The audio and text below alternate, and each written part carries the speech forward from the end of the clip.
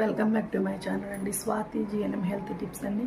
Part 11 అయిపోయిందండి. Part 12 మీరు children's గురించి మాట్లాడుతున్నా. మీరు స్కిప్ చేసుకుంటా చూస్తేనే అర్థం కాదండి. మళ్ళీ నన్ను అడగద్దు.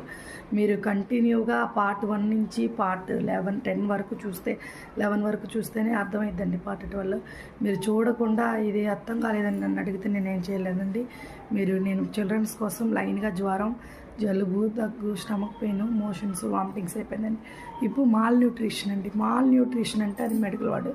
మాల్ న్యూట్రిషన్ అంటే పోషక పదార్థాల లోపం అంటారండి. దాన్ని మాల్ న్యూట్రిషన్ అంటారు డాక్టర్స్. మాల్ న్యూట్రిషన్ ఏంటంటే మామూలుగా మనం బేబీస్కి ఇచ్చే ఫుడ్లో న్యూట్రిషన్ కంటెంట్ తక్కువ ఉన్న ఫుడ్ కానీ ఫ్రూట్స్ కానీ మనం ఇవ్వడం వల్ల బేబీస్కి మాల్ న్యూట్రిషన్ వచ్చిందండి. అది కొంచెం మీరు జాగ్రత్తగా చూసుకోండి.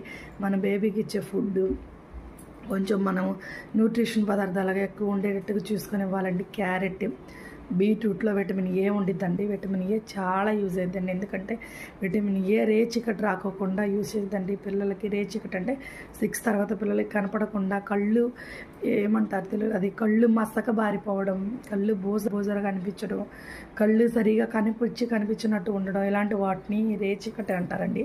ఆ రేచీకటి రాకుండా ఉండాలంటే విటమిన్ ఏ సొల్యూషన్ ఉండిద్దండి. దాన్ని టీకాలు వేసేటప్పుడు ఇస్తారండి ఆశా వర్కర్లు, వీళ్ళు ఏఎన్ఏ మేడమ్స్, వాళ్ళ దగ్గర కూడా తీసుకోవాలి. తీసుకున్నా కూడా అది ఇంకా సరిపోకపోతే క్యారెట్, బీట్రూట్ ఇలాంటి వాటి విటమిన్ ఏ ఉన్న కంటెంట్స్ కొన్ని ఉన్నాయండి. అవి నేను చూసి మీకు చెప్తాను. విటమిన్ ఏ కంటెంట్ ఉన్నాయి కొన్ని పదార్థాలు బేబీస్కి ఇవ్వటం వల్ల మీరేంటంటే వీటిలో కూడా ఎక్కువ ఉంటాయండి. ఆకుకూరలు, తోటకూర, పాలకూర, చుక్కకూర వాటిలలో ఎక్కువగా ఉంటాయండి. మీరు ఇవ్వండి. గోంగూర మెయిన్గా ఐరన్ అండి. పిల్లలకి గోంగూరలో బ్లడ్ హిమోగ్లోబిన్, హెచ్బి అంటే హిమోగ్లోబిన్ అండి.